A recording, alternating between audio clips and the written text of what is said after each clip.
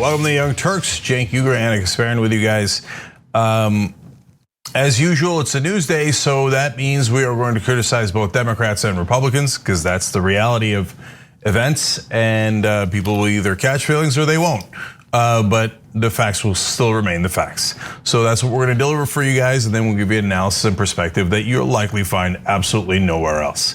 All right, Anna, take it away. Well, I wanted to start off with an update on the infrastructure negotiations because Republicans have in fact come out with another counteroffer, and it's very clear where their priorities are at. The Senate GOP has unveiled their infrastructure counteroffer to the Biden administration. As some of you may know, Biden is negotiating with GOP senators, about 10 of them, in order to come to some sort of agreement on what will be included in the infrastructure bill and how the infrastructure bill will be paid for. Now, remember, the first proposal coming from Joe Biden was to the tune of $2.3 trillion. He's already conceded to cutting funding for the bill to $1.7 trillion. Republicans have now counteroffered with spending that goes a little under $1 trillion, and of course refuses to raise any taxes on the wealthy or corporations. Biden's latest offer to Republicans came in at $1.7 trillion. That's $600 billion less than his original plan. He has urged the GOP to put at least $1 trillion into this infrastructure package, and they came back with something a little bit lower than that. So Senate Republicans unveiled a $928 billion infrastructure counteroffer to President Joe Biden. In their counteroffer, Republicans again rejected Biden's call to raise corporate taxes, contending they could cover infrastructure costs with regressive taxation. So they want to use funds already allocated by Congress for the coronavirus relief plan, and also with transportation user fees, which would apply to everyone, including the nation's poor. So that's why I refer to it as a regressive tax instead of just raising taxes on corporations. One other thing I want to just quickly mention is that, remember, Biden's first proposal was to increase the corporate tax rate from 21%, which is what Trump had lowered it to from 35%. Biden wanted to increase it to 28%. Now he is saying, look, it's gotta at least be 25%, guys. And Republicans are saying, no, we are not interested in that. That is a non-starter for us. Yeah, before I get to how this has devastated the Green New Deal aspects of the infrastructure bill, which we told you it would, let me just clarify a whole bunch of important context here. So first of all, Anna pointed out that they're gonna put some gas tax on you, et cetera. We're gonna get to that in a second, but also use some of the funds already allocated. So that leaves the question of, wait, how much of this is new funding? Because 928, it sounds like it's close to $1 trillion. Now, Biden started at 2.3, but it turns out, no, it's not 928. The new funding would only be $257 billion. So Biden started at 2.3 trillion. The Republicans have, in essence, countered with $250 billion. Okay, so there's a giant difference. Of course, I found that fact at the bottom of like the 18th article I read. Most of it is being presented as almost everyone is presenting it as 928 billion. Now let's talk about Joe Biden's weaknesses. So he says 2.3, then he immediately goes and negotiates against himself, and before getting any offer goes, fine, 1.7. It's ridiculous. Like nobody that wants to actually negotiate and do hardball would ever do that, right? You don't go to a car dealership and be like, I'll give you 20,000, fine, I'll give you 25,000 before the guy even says anything, right? And then look at what he said there. He wants the GOP to come up with at least $1 trillion. I know. That means you're already settling for $1 trillion. It's so obvious, and a fake trillion at that. Yeah, you're right. I'm glad that you mentioned that because that statement from Biden is telling. It means that he is obviously willing to accept a $1 trillion infrastructure bill, which means like the very nature of that low funding. Well, first of all, please don't ever compare that to anything FDR did in regard to his economic policies. And secondly, why are we needlessly like cutting the funding that significantly, more than 50%? And so Republicans are like, if he's willing to settle for $1 trillion, let's come in even lower. So they came in at 928 billion. And what is also relevant to this is, yes, Jake, reappropriating money that had been appropriated for the coronavirus relief bill is the same kind of trick that they played, Republicans played, while they were negotiating for the coronavirus relief bill. They wanted to basically take money that had already been appropriated for other things and reappropriate it for the coronavirus relief bill. And the reason why they want to do that is to avoid having to raise any taxes on the rich. Remember, those are the real people that they are representing here.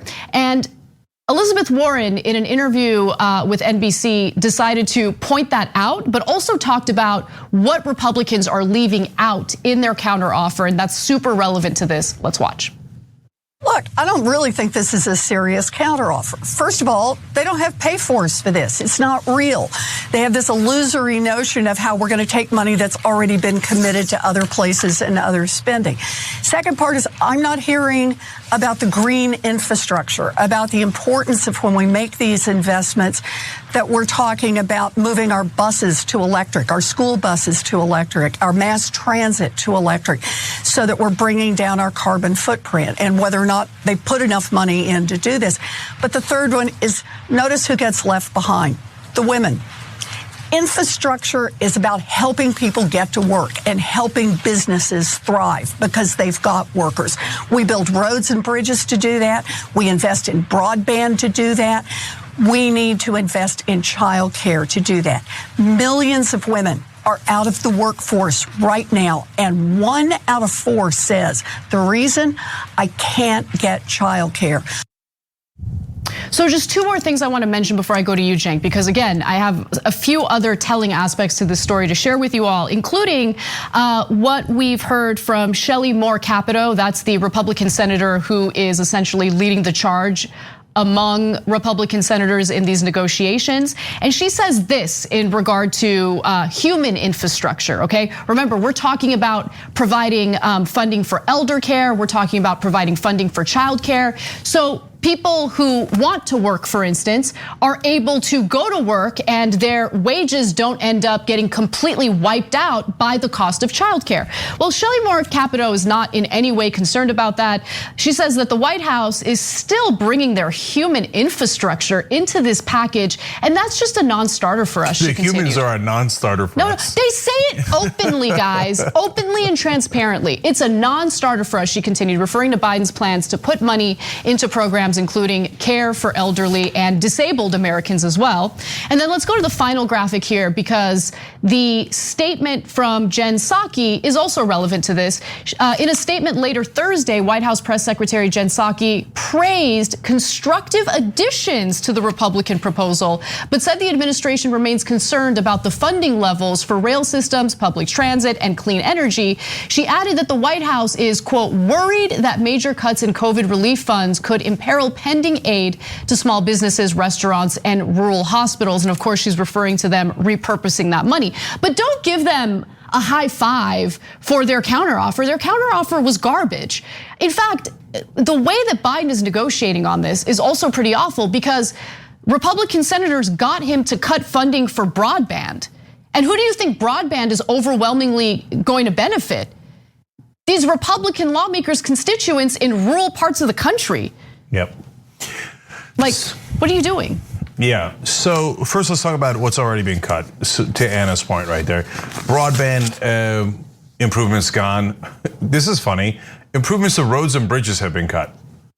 That sounds like that's the core of infrastructure. So that's already out of Biden's proposal, let alone the Republican ones. That's where he went down from 2.3 to 1.7. He cut out funding for research and development and supply chain enhancements. Those are all already gone. Now, when I say roads and bridges, it's some of the roads and bridges. I presume they're gonna do some roads and bridges. Otherwise, what are we doing here? It's called infrastructure. And now the GOP proposal says that they should also cut the $400 billion for home health care. That's what Elizabeth Warren was referring to. And then, or partly what she was referring to, and then Shelley Moore Capito says that's the human infrastructure she doesn't want anything to do with, right? So I'll tell you right now ahead of time, as I told you about the green energy bill, parts of the bill that Senator Warren referred to there, I told you they were gonna cut that. It was gonna be the first thing on the chopping block, and Biden was gonna agree to it. So all the progressives who were giving him credit for actually, doing a part of the Green New Deal, I was like, whoa, he ain't gonna do it.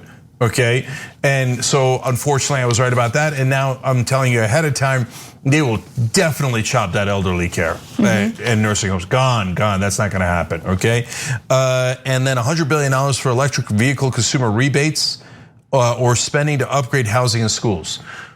So wait, spending on housing and schools, this is the Republican version now, right? Are gone. Roads and bridges are gone. The human infrastructure is gone. Green energy is gone. Electric vehicle consumer rebates are gone. What's left? Tax cuts for the rich. Tax cuts for the rich remain. Yeah, right. So now let's go to that because they say, well, look, we don't have to pay for much of it because it's all accounting gimmicks. Most of it isn't real. It's only about $267 billion, right? Which is a fraction of what Biden wants. Which, by the way, let me just do an important side note here.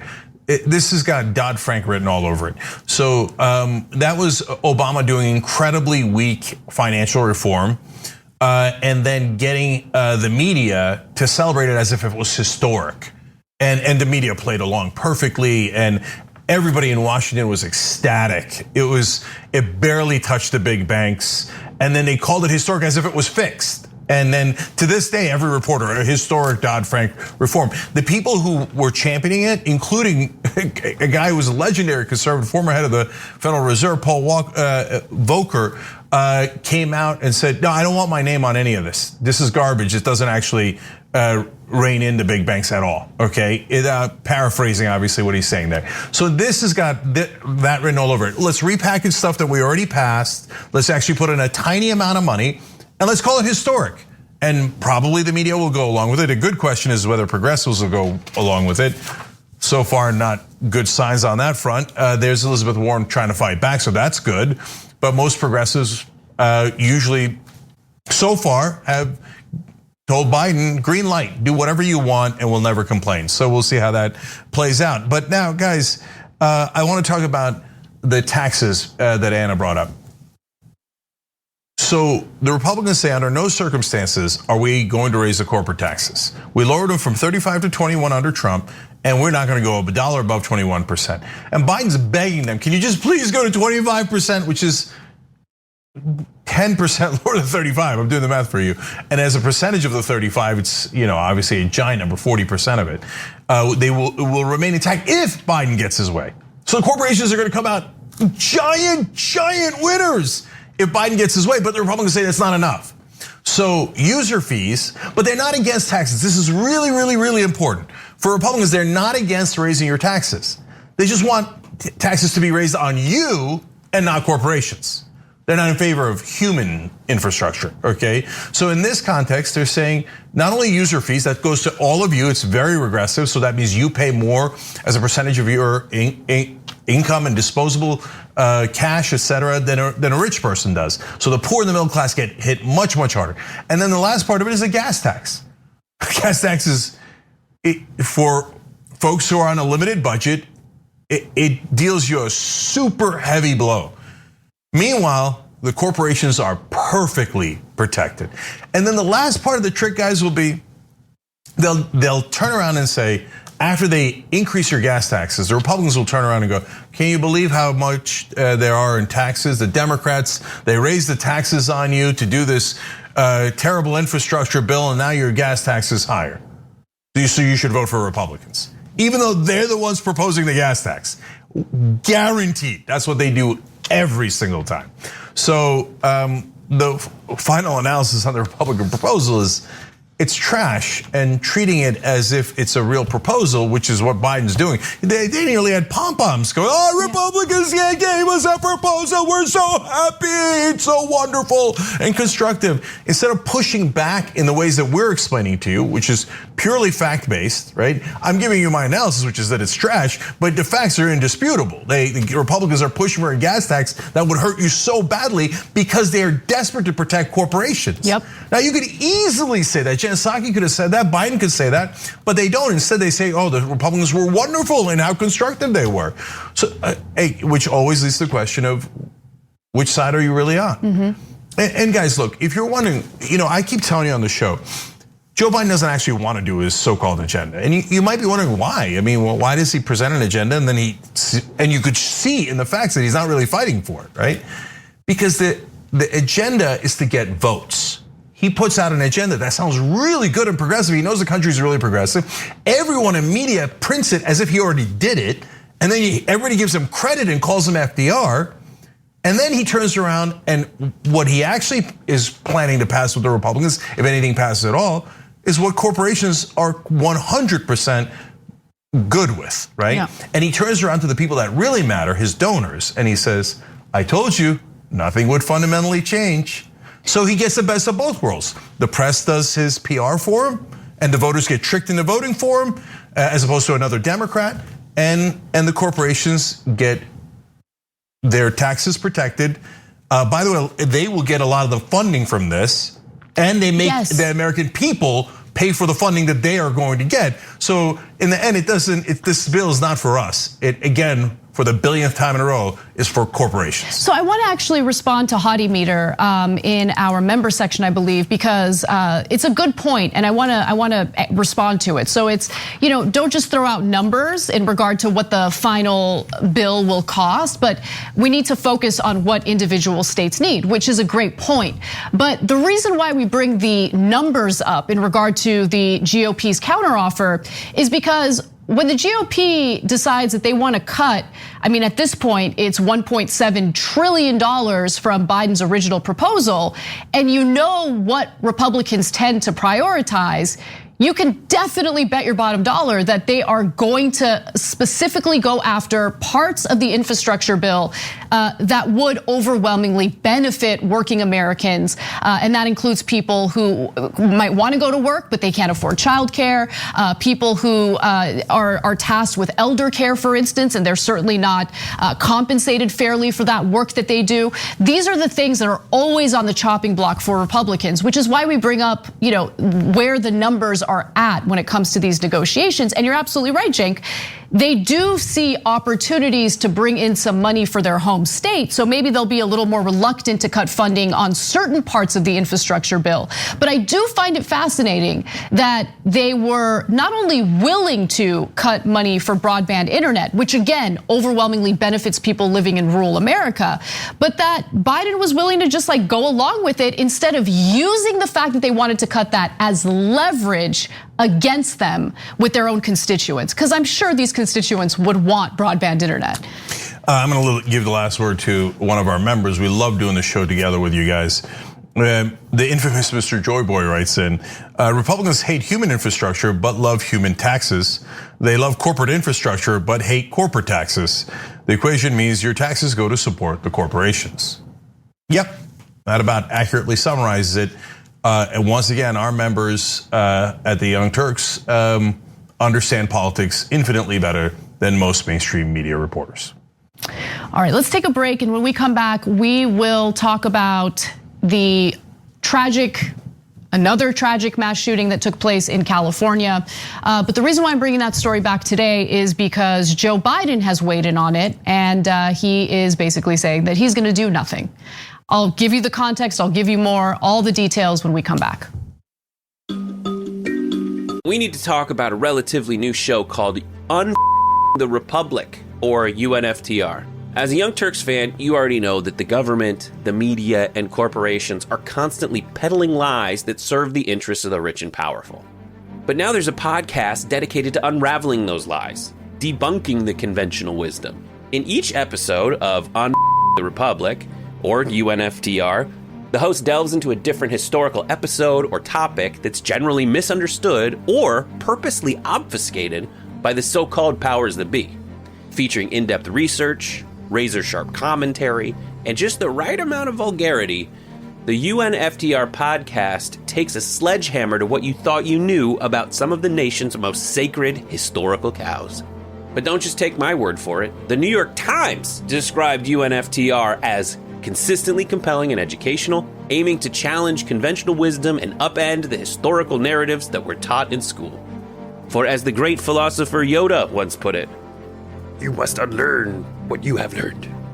And that's true whether you're in Jedi training or you're uprooting and exposing all the propaganda and disinformation you've been fed over the course of your lifetime. So search for UNFTR in your podcast app today and get ready to get informed, angered, and entertained all at the same time.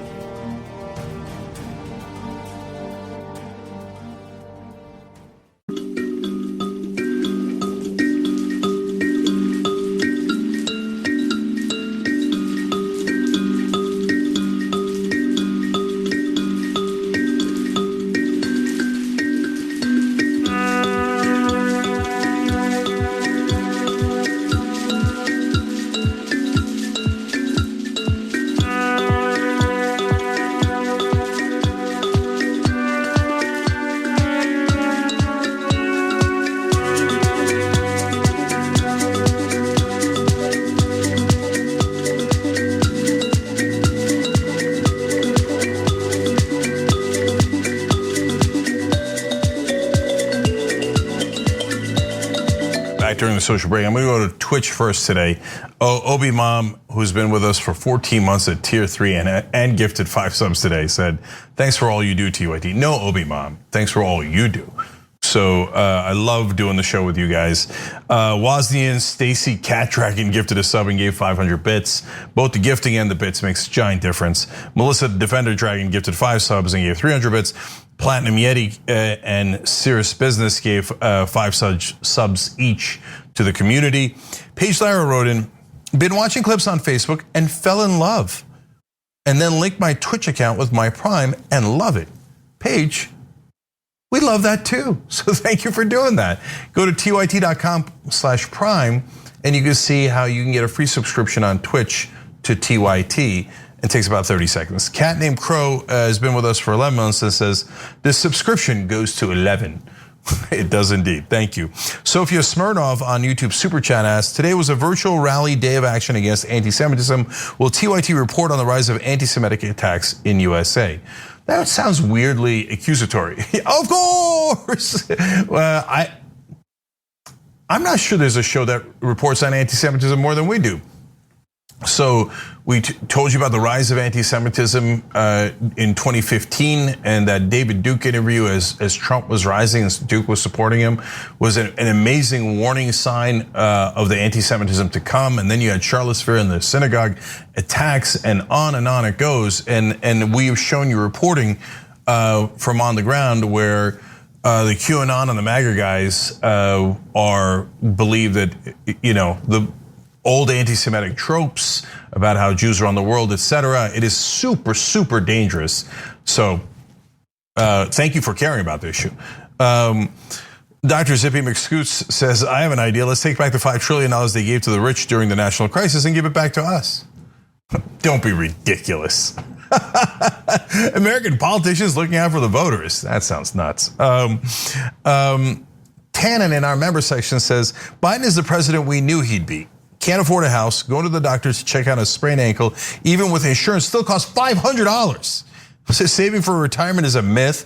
We'll be paying student loans forever. The least our generation can get is elder care for when we're old and broken and can't work anymore, but that doesn't even look like we can have that. FDR my butt.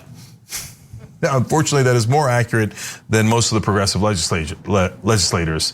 Rebel Dragon says, come on, they don't want broadband for rural communities. They would then have access to information. Oh, good point. You wouldn't want that, especially if you're a Republican. Tattered Remnant writes in, Biden isn't negotiating. He's doing the periodic Democratic fold, sort of like the Macarena, but not as melodic. Well, that's certainly true. And obviously, as we keep telling you, they fold for a reason. It's not because they're constitutionally weak. It's because they're doing it to please their corporate donors. All right, we'll be back.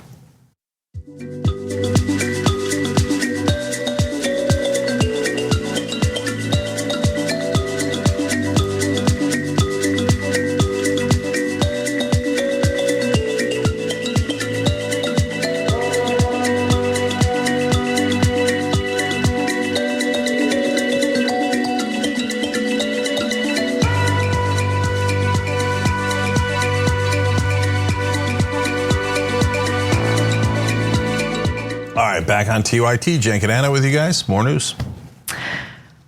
Well, there was yet another tragic mass shooting, this time in San Jose, California, where a rail yard employee shot and killed 8 of his coworkers before allegedly dying himself from a self-inflicted gunshot wound. Now, as the country seeks answers about what leadership plans to do, we're seeing an explosion in mass shootings in the country that really started in mid-2020.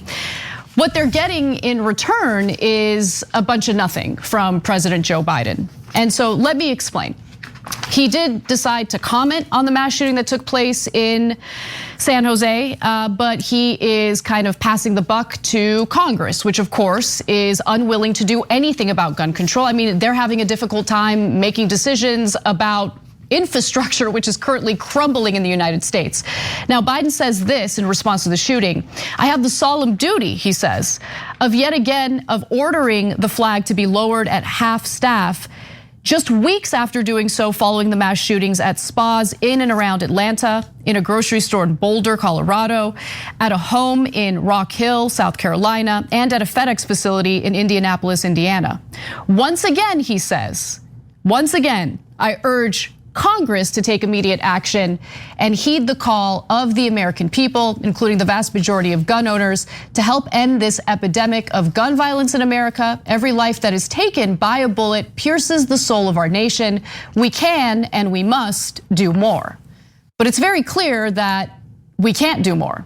We haven't done more, and even the executive orders coming from Joe Biden does little in helping this overwhelming problem that we're experiencing in the country, that we had already been experiencing in the country. Now, I want to just give you some quick data about how gun violence has increased in the country, really beginning in April of 2020. Data from the Gun Violence Archive shows that the number of multiple victim shootings, meaning mass shootings, first spiked in April of 2020 and has stayed high since. So if you look at this graph that uses the data from this organization, the Gun Violence Archive, you'll see that in April of 2020, there's a giant spike in gun violence. The number of shootings that involve 4 or more people who have either been killed or injured. Now, that trend continued. There have been 160 shootings from January 1st to April 26th, in which 4 or more people were injured or killed, compared to just over 90 during the same year in 2020, and this year's total is nearly double the average for the same time period for every year since 2014. I have more data, Cenk, but I wanted to give you a chance to jump in. Yeah. So Congress has been urged, well, consider the problem solved. So if you get frustrated that nothing ever gets done, understand why nothing ever gets done. So there's 2 components to it. One is the classic corruption. Republicans take money from the NRA, and they're never going to pass any gun regulation, even the most basic protections. As you might or might not know, because mainstream media barely ever covers it, even cop killer bullets can't get banned in America. Oh, blue lives matter, unless Republicans are attacking the cops on January 6th, and unless they're protecting people who want to murder cops by using cop killer bullets. Those are the ones that could pierce their vests and protect people on the terrorist watch list, and we can keep going and going and going. So point 1 is Republicans taking money from the NRA, and point 2 is Democrats not doing a goddamn thing about it. So the way that you would do something about it is you would use the power of your bully pulpit. If you're Joe Biden, you'd put up pictures of the 9 people who died in San Jose, and then you would say, the Republicans have this on their hands. They have blood on their hands because they block every piece of legislation that would have prevented this. So the politics is real. It affects your real life, and sometimes it literally gets you killed. And so when the Republicans vote no on our proposals, understand, look at these 9 faces, and you will see 9 faces just like that in the next shooting, and the next shooting, and the next shooting. So every time you see a massacre in America, understand that that was brought to you by the Republican Party. And then what you do is you build pressure and pressure until their poll numbers go down low enough that they want to do something about it. Now, if you don't ever do that and you just urge them, that means you're doing absolutely nothing at all, and the massacres will continue. Yeah, exactly. And I mean, just to add to your point, in Texas, they just passed a law, and of course, Governor Greg Abbott signed it, indicating that individuals can carry their guns without a permit. They don't need a permit. So we're actually going backward in many regards when it comes to gun violence in the country. And during the pandemic, there really was an increase in gun sales. It's hard to track the exact number because remember, there are private gun sales that happen that are not, they don't need to go through a federal background check. So these are some of the federal background check loopholes that need to be closed, and they haven't been closed. But if you look at the number of guns that were purchased during the pandemic with a federal background check, the rise in shootings does correspond with an increase in gun sales, which jumped at the outset of the pandemic. FBI background checks can serve as a proxy for gun sales. It's not an accurate number, as I explained, but in the 13 months since March of 2020, the agency has seen 3 million background checks in a month 11 times after having just one such month between 1998 and February of 2020. And I mean, I remember reading reports about how people were freaking out about the pandemic and they thought that it was just going to be absolute chaos and they went out and bought guns. So there's a correlation here, an increase of gun sales, and now we're experiencing an increase of gun violence. So I'm gonna give one more set of facts, and then explain the phenomenon, because it's actually super simple. So nearly 20,000 Americans died of murder, homicide, unintentional, and defensive gun deaths last year, and 24,000 died of suicide by gun. So and Anna's right, of course. If you remember back then, there was like, oh my God, there's gonna be zombies because again, people are gonna attack my house. There's a quarantine pandemic. People panicked and they bought all those guns. More guns equals more death by guns. That's it, period. Super easy to understand. That's why there's a spike, okay? Now, think about it, guys. Humans are interesting creatures and they're fragile creatures. And there's a spectrum of different people. Do not project your thoughts onto everyone else. Remember, there's a certain percentage of the population that is unbalanced, right? I mean, later in the show, we're gonna talk about how 15% of the country believes that Democratic leadership is part of a satanic cult that harvests brain juice of kids. So that's 30 million adults that are totally unbalanced right there in and of itself in just one stat. But you can divorce politics from it. You know, in your personal life, that guy's a little, I wouldn't want to have that guy having an AR-15. And now everyone has massive weaponry. So on a day that's going badly for a person who's on a spectrum of being unbalanced in whatever way, if they didn't have a gun, maybe they punch a wall, right? Maybe they bang their head. Maybe they, walk around the block. But when they have a gun, they either kill someone, usually someone close to them, or they kill themselves. And the sheer number of deaths that aren't massacres doesn't get enough coverage either. It's because there's guns around. The suicides are out of control. Humanity had the same exact urge for suicide pre these giant gun sales. But there wasn't anywhere near as many suicides because it's hard to kill yourself without a gun. But with a gun, it's super easy and works over 90% of the time. And it has led to an epidemic of suicides because guns are designed to kill people and they kill people more efficiently. And that's what you're seeing. It's obvious, super obvious. And the one other thing I just want to quickly add is we're living in this dangerous we're dealing with the dangerous cocktail of societal issues. And then you put guns on top of that, and it's not really that surprising that you would see gun violence. First off, violence or violent crime, I should say, is up all throughout the country. There's been a spike, and I'm sure the pandemic has something to do with it. But also, we do have an issue with, we're seeing more and more of these mass shootings take place at work, right? Mm-hmm. So I'm not making excuses for anyone who does any of these things, right? Any of these mass shootings, but we do have a mental health issue in the country that goes, Republicans love to use it as a scapegoat whenever we have discussions about gun control because they want to avoid actually discussing gun control. They'd rather pretend like they care about mental health care. But we do have a problem with mental health care in the country. We do have a problem with people who are being crushed at their jobs, crushed at work, feeling hopeless and helpless, feeling desperate. Like all of these things are so incredibly dangerous, like to mix together. And it's honestly not shocking to me at all that we're seeing an uptick in gun violence in the country. Actually, an explosion. An uptick doesn't really fully explain it.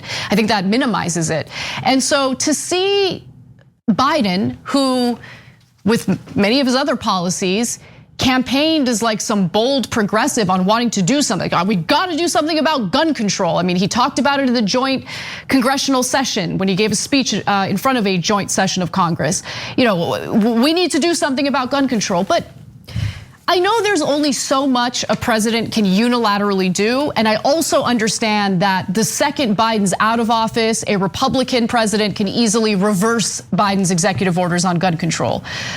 But we got to do something. I mean, what we saw in the form of his executive orders were embarrassing, to be honest. Like he wants some regulations on gun modifications that turn pistols into veritable short-barreled rifles.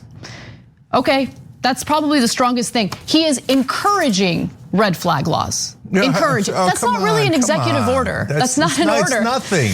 And also, he is ordering a federal study on gun trafficking. Oh, a federal study. Here, I can conclude the study for you. We just gave you the numbers. It's up. It's really, really up, and it's never going to stop. So, in fact, as usual, our members are awesome. By the way, Lanny Holofield and John Simon just signed up by hitting the join button below on YouTube while we were doing this segment. And Maui Greg wrote in our member section, oh, nothing is more unintentionally and darkly sarcastic as an American politician saying enough after a mass shooting. No, it's never enough. And then Gavin Newsom, because he's in California, the governor of California comes out and says, what the hell is going on in the United States of America? What the hell is wrong with us? Gavin, stop the theatrics. We know what's wrong. People are allowed to buy guns endlessly, and guns kill people. That's it, I solved it for you. Now, that's not the question. The question is, are you ever going to do anything about it? And the answer so far, for the last couple of decades, has been, hell no. We're just gonna have endless massacres. Look, I'll give you the last analogy. Now, people say, hey, I'm a responsible gun owner. Yeah, but you get that a huge percentage of people who buy guns are not necessarily responsible gun owners, right? Do you understand that? And so when you say, okay, I get to buy a gun, well, so does like the most unhinged people you've ever seen. So if you did it with another weapon, you could easily see why it would be a bad idea. Should we give everybody a nuke? Well, I'd be very responsible with my nuclear weapon. I would protect it at all costs. I'd put it in the safest safe you could possibly find, and I wouldn't want anybody touching it. But then I know a couple of people that I definitely wouldn't want having nukes, okay? Yeah. And a gun kills people at a lower rate, but that's what it's designed to do. So telling us that guns are wonderful and angelic and only responsible people use them is absurd, and you know it the minute you make the weapon larger. It's obvious. All right, well, let's move on to our next story because a former NYPD detective has a theory on why gun violence is up.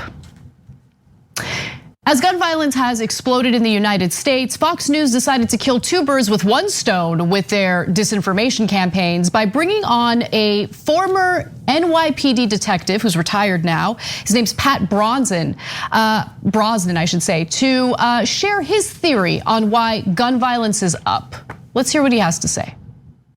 In a rational world where there's adherence to the rule of law and respect for law enforcement, say pre the summer of love of 2020, I think there would be more nuanced response in terms of opening a shooting, an active shooting right next door to where there's a load of armed professional shooters under law enforcement. But the rules have changed. You know, crimes are no longer illegal. There's no longer enforcement of lots of laws, and there's an empowerment of these active shooters. And you know, Harris, this is a time that I wish I was wrong with my prediction, which I mentioned to anybody who'd listen, that once COVID starts to lift, these cowardly shooters will come out exactly in tandem with the number of vaccinations. You can be sure they probably got vaccinated. They were just scared to come out. And they're coming back, and you see the numbers don't lie. The shootings are up dramatically. He's just connected the increase in gun violence in the country to people getting vaccinated, which is obviously false, insanely irresponsible. Jake, I'm gonna let you take that part of the conversation, but before I toss it to you, I do wanna mention one thing real quick. Because in the beginning, he says, there's no enforcement of a lot of laws. There's no enforcement of a lot of laws. That seems like law enforcement isn't doing its job. So a retired NYPD detective admits that cops aren't doing their job in enforcing the law. Okay, cool, go ahead. Yeah, first of all, the Republicans and Fox News, they're like, oh, everybody should have guns. Guns are the thing that kill people. Then every study shows the more guns there are, the more gun deaths there are. Both homicides, mass shootings, and by the way, suicides. Okay, so, but he says, no, that's not the reason why. The reason why is vaccinations. I mean, look, it's just, that's why if you have family members that watch Fox News, get them mental health counseling. Like, oh, I bet they were vaccinated. Why would you, what would be the basis of that? Right. Like, where do you have any information that the shooters are more heavily vaccinated. Of course, that's insane. Shooters that, and this guy I think also killed himself, right? Are not likely to be concerned about getting coronavirus.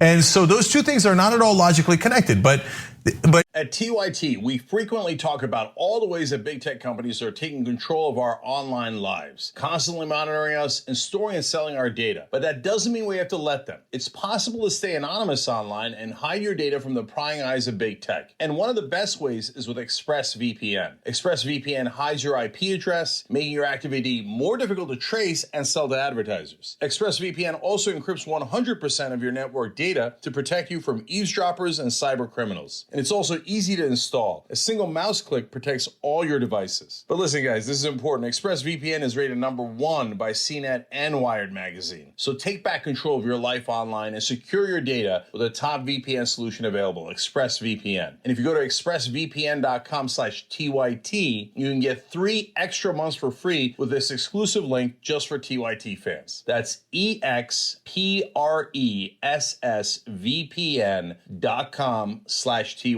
Check it out today. Right wingers are generally speaking morons. So they just are looking to do propaganda no matter what.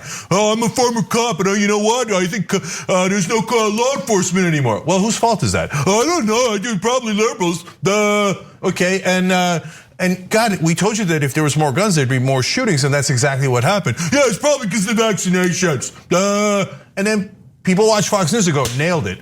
And then I do want to give him credit, though, for getting one thing right. He said there's been empowerment of active shooters. That's true, by Republicans. Oh, yeah, of course, man. You should have more guns. And then if the active shooter is going, you have a gun, and everybody shoots guns. Does anybody in this country think that the Republicans are not pro-guns? Nobody thinks that, right? Obviously, everybody agrees. And we can't, federal background checks, I've said this a billion times, 97% approval. Everybody, in this case, the Republican voters are not at all guilty. Even the Republican voters, over 90% of them say, of course, federal background checks. We want to know if it's a criminal that's getting the gun or not. And Republican politicians who get money from the NRA go, no, I don't give a damn what my voters want, what anybody wants. No, I don't. You think you live in a democracy? No, I'm a bootlicker for the NRA, and they got to make money off of gun sales. So I'm going to do whatever the hell they want. And what is that? It's empowering active shooters. We can't even get people on the terrorist watch list to not have guns because the Republicans think terrorists should have guns. What is that? It is empowering active shooters. So thank you for being honest about how much Republicans and right wingers encourage massacres in America. #facts. And this is an indictment of our intelligence communities who have tried to convince us that in an effort to save us from any type of threat, in an effort to maintain national security, they need to indiscriminately spy on Americans and do all this surveillance on us. But in the case of the San Jose shooting, there's indication that the shooter was talking pretty openly about killing his coworkers. So it's weird that this keeps coming up over and over again, and somehow our intelligence community misses it. And I should also note that the shooting took place in San Jose near the county sheriff's office. Yeah, according to the right wing, that's loads and loads of good guys with guns. Lots of good guys with guns. What happened? Funny. Last word goes to one of our members. TYT.com/join to be part of the show. Kid tested, Politburo approved, writes in. Holy crap, guys, I just realized that ice cream sales have spiked just as mass shootings have as well. You can be sure that all of these shooters went and got their ice cream before they committed a massacre. That's pretty good, man. Fox News is probably calling you right now as we speak. We got to get you on there, man. It's not the guns, right? It's the ice cream cones? Ice cream cones it is. Let's go say it on air. Okay, yes, if you believe in totally unregulated guns, which is exactly what Republicans and right wingers and Fox News believes, then you are actively promoting massacres in this country. And if one of your family members got killed in there, look, it's politics. They're not actually doing the shooting, and I don't want you to ever do anything physical, okay? But take your understandable frustration at the injustice and use it politically to make a difference. Vote out the bastards. And then, by the way, if you voted in a Democrat and that Democrat sits on his hands and does nothing, then vote out that bastard. Until you get somebody who says, no, I'm gonna pass the law. We're gonna get federal background checks and all these other things that we need. just keep on voting them out, because I can't. Everything else is total, utter nonsense, including Joe Biden's urging of Congress to act and his goddamn studies of gun. So we're gonna study gun violence like we need to study it. It's absurd. None of these politicians ever want to do anything about it. Cowards, all of them. All right, when we come back from the break, this story about Senator Chris Coons, a Democrat, and how he's fighting against the vaccine waivers is a story you do not want to miss. There is so much corruption involved. Honestly, I feel like I'm never surprised by corruption these days, but this wonderful report by David Dayen blew my mind. Don't miss it. We'll be right back.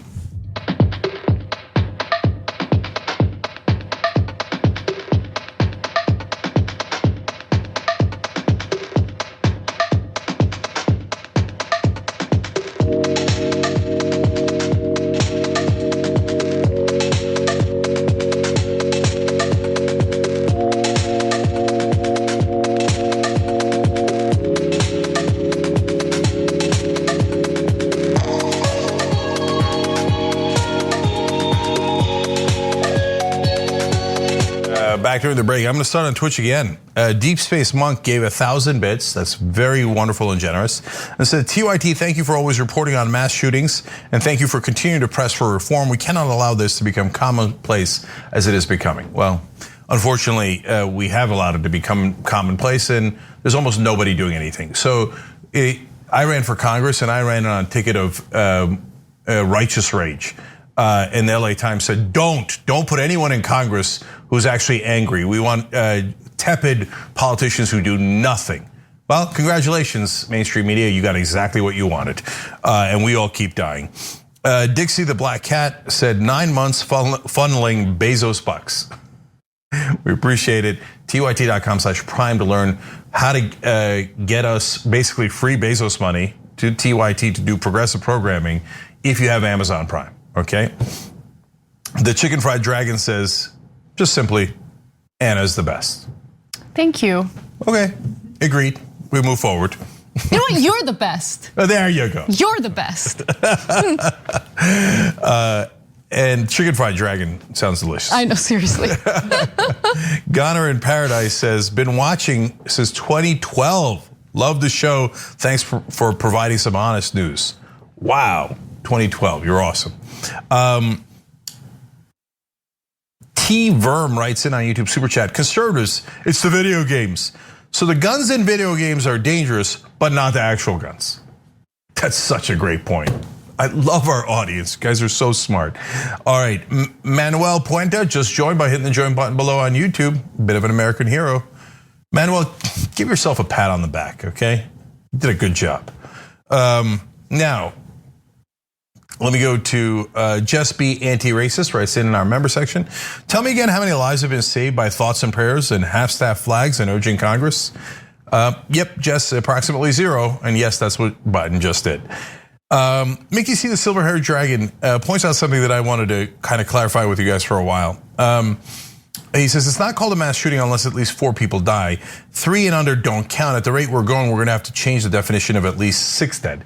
So just to be clear, half of the people, the news organizations or groups that count mass shootings say 4 dead or injured, and those are the stats we shared with you earlier in the show. And some like the AP just say it must be at least 4 dead for it to be a mass shooting. I just wanted to be clear on that.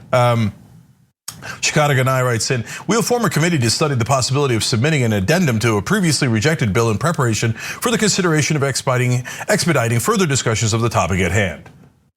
IOW, we ain't doing crap. Okay, that is exactly right, unfortunately. Let me give you a programming note coming up later tonight. Speaking of Twitch, Jordan Uhl is on at 8:30 p.m. Eastern, Deep Dive with Jordan Uhl. That's at twitch.tv/TYT. So make sure you're checking that out. He's awesome. Oh, look at that. Ken Klippenstein, former TYT reporter, current Intercept reporter, current awesome reporter, joining Jordan for Deep Dive. You should as well. And we will be back.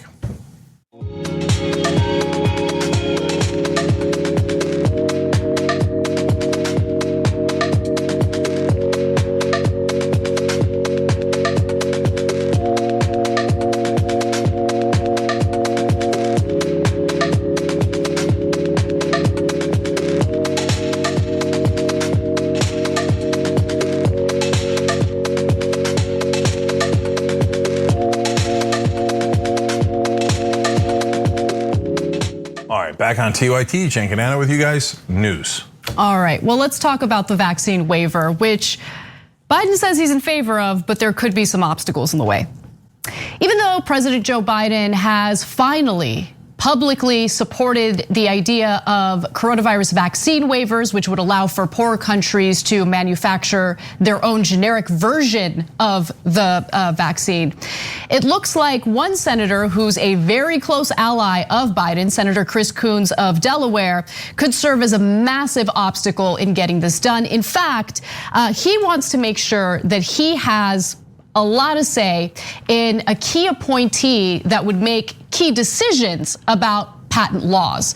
So few Democrats, as David Dayen writes in this wonderful American Prospect piece, lined up on the side of maintaining vaccine patent protections. But one of them was Senator Chris Coons, a longtime proponent of patents. Coons's pro-IP, pro-patent stance and his long friendship with the president has elevated the issue and turned the selection of the next director of the US Patent and Trademark Office into a flashpoint. So David Dayen does a good job in pointing out all of the conflicts of interest at play that are, of course, motivating Senator Chris Coons's decisions here and why he wants a say in this key position when it comes to patents. Coons has been aggressive in working with the White House to secure a director who shares his viewpoints, and his top candidates have represented patent owners as lawyers or trade group leaders. Okay, so I want to give you a few examples that were laid out in this piece. According to sources on Capitol Hill and from outside groups, Coons has claimed that he was granted the power to weigh in on this as long as he stayed in the Senate as opposed to working with Biden in his administration. I guess he was expecting to be named Secretary of State. That didn't happen, and he's like, all right, homie, so since I'm not Secretary of State and since I'm remaining in the Senate, I'm expecting a little bit of a reward here for doing that. And so that's part of the, I guess, leverage he's planning on using against Biden. Coons is, go ahead. Sorry, let me just jump in for one quick second on that. Look, guys, there's a lot of terrible things in this story about Coons and his personal interests and political interests. But it is normal politics, because I want you to understand Coons in his own way helped Biden and was a huge part of Biden's campaign. So, and people do political favors. Buttigieg drops out, endorses Biden before Super Tuesday, helps him beat Bernie. He gets transportation secretary. So Coons always wanted state, and since he didn't get the State Department, they owe him a favor. So what's interesting is the favor that he asked for, because this patent office is, most people would think like, that doesn't influence policy that much. First of all, you'd be wrong. But second of all, why him, and why does he care so much about this relatively low wattage position? Yep. Okay, well, he cares about it because he wants to make it ring, right? Like, he's going to personally benefit from installing someone who is going to make decisions that go along with his personal business interests. So first, let me just note that Coons has repeatedly expressed, often with Mazie Hirono or Republican colleagues like Senator Tom Tillis, support for accelerating patent approvals, expanding patent eligibility, and ensuring nothing gets in the way of additional patents. His Stronger Act, introduced with Senator Tom Cotton and others, would have significantly strengthened IP protections for property owners. In fact, he actually said that the coronavirus pandemic was a teachable moment when it comes to US patents, because he believes that we need to strengthen them. Now, why? Why would he want to strengthen them? Well, because he would personally financially benefit from them in the form of campaign donations, of course, that's the old school way, but also through his own personal business interests. So Coons received over $500,000, for instance, from the drug industry since entering Congress. That's quite a bit of money. So I want to jump in on that too, because I tell you about how mainstream media reporters don't do their jobs, but I want to give credit to amazing, wonderful, independent, progressive reporters like David Dayen, David Sirota, Ryan Grimm, our own Jonathan Larson, et cetera. There's these brave, real journalists in the country who actually discover the things that are happening behind the scenes and explain politics really well for what's actually, how power actually executes itself, how you get power and how you use power for your own enrichment. And that's why through their example, and that's why they're not beloved by the mainstream media, they embarrass the mainstream media. Because isn't it amazing that you never read on ABC, CNN, New York Times about the $500,000 that a senator from Delaware, a tiny little state, gets from the drug industry, and that the New York Times, etc., don't think that that's relevant. Like, oh, $500,000 in campaign contributions. No, Chris Coons is an honorable gentleman and would never be swayed by that. You're a reporter, you're an editor, and you think that? Well, no one else in the country believes that. So even just simple act of pointing out their campaign contributions by Dayen is an act of courage and actual real journalism. Right, because I don't think it's journalism to just simply regurgitate or to serve as a stenographer for people in positions of power or to regurgitate something they said during a press conference. Journalism is to uncover what the motivating factors are. And in this particular case, the motivating factors are clear, they're apparent, and people deserve to know about them. So there's the $500,000 in campaign donations from the pharmaceutical industry. But then let's talk a little bit about Chris Coons and his own business interests. Coons benefits directly from strong intellectual property rules as his family's business. The W.L. Gore Company benefits greatly from its patent on the fabric known as Gore-Tex, as well as 3,400 inventions across a range of industries.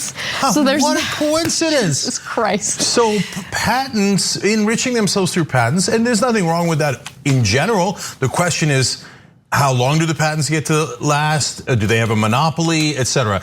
But that is the core way that his family makes money. Yeah. And it turns out the one thing he wants to influence is patents. I'm sure that's a coincidence. And I'm glad none of the rest of the media covered it because it probably has nothing to do with his motivations. There's more. Coons' stepfather, according to David Dayen's reporting, founded the company, and Coons served as its in-house counsel for 8 years before entering the Senate. He still owns $5 million worth of company stock.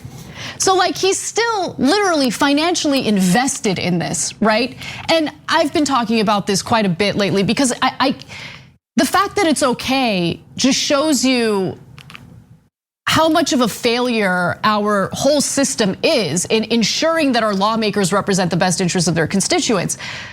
The fact that lawmakers can be invested in individual stock, it's unacceptable. It's unacceptable. They're tasked with regulating these private companies.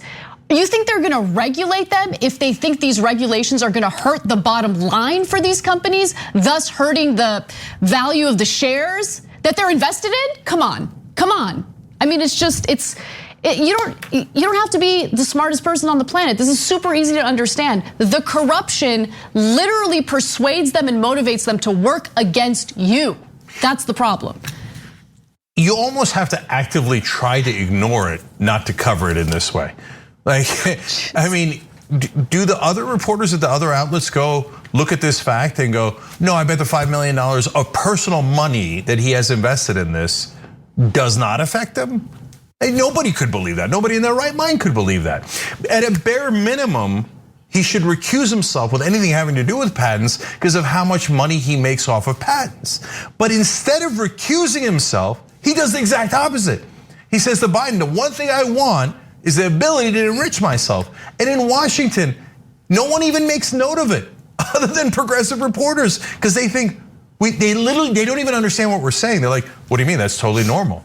Of course, well, I mean, how's the poor guy gonna get his kids through private school if he doesn't personally enrich himself by using his government office for his own benefit? And so the hypocrisy on it is unreal. And by the way, remember, this is a Democratic This is Senate. a Democrat, yeah. Well, when you have a system of legalized bribery, it doesn't matter if you're talking about a Democrat or Republican, right? That money corrupts. And even if you take Coons out of the equation, the way the system is set up also incentivizes a monopolistic system, right? Because as David Dayen points out, the USPTO funds itself through patent award fees, okay? So think about that, patent award fees, so that more patents it cranks out, that means the more money that it actually makes for the government. The public advisory boards to the USPTO are stacked with industry supporters. It gets worse and worse. You should really read the piece, and we'll put a link down below if you're watching this later on YouTube or Facebook, just so you can read it.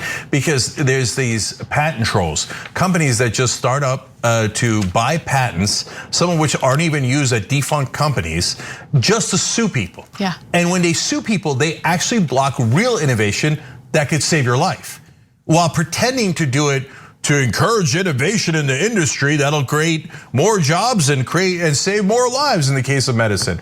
It's the exact opposite of true. Now, why is nothing ever done about it? Because a lot of those companies are owned by private equity firms, which are the most powerful things in America. And now I want to just talk one last time, make one last point about Chris Coons' greed. The patents that his company Gore-Tex makes, or the patents from Gore-Tex, I should say, are not really related to coronavirus at all. But he's saying if we release the patents and we have a patent waiver in the medical issue in front of us, we'll save millions of lives. But it might one day affect my family's patents later. And so I don't want to risk that even 1%. So I'm okay with all those people not getting the vaccine as coronavirus rages through India and so many other countries. Think about how callous they are.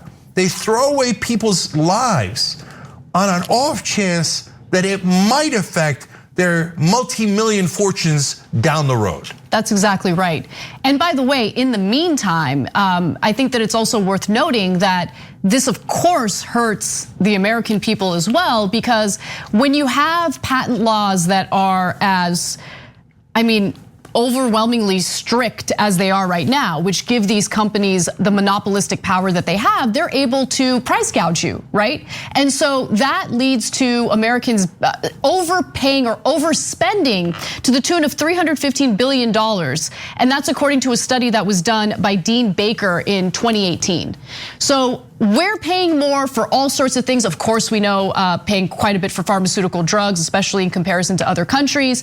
And also in the context of the coronavirus vaccine, as we know, there are countless people dying in poorer countries because they haven't been able to get the waiver. Now, Biden has supported waiving the patent, right? But it still takes a while for that to go into effect. It could take about a month for it to go into effect.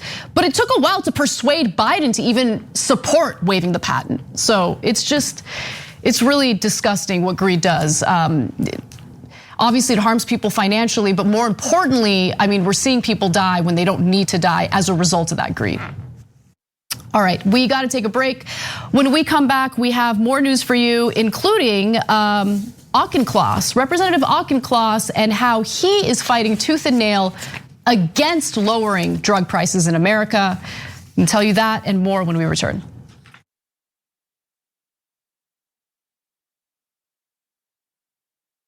Thanks for listening to the full episode of The Young Turks. Support our work, listen ad-free, access members-only bonus content, and more by subscribing to Apple Podcasts at apple.co/TYT. I'm your host, Cenk Uygur, and I'll see you soon.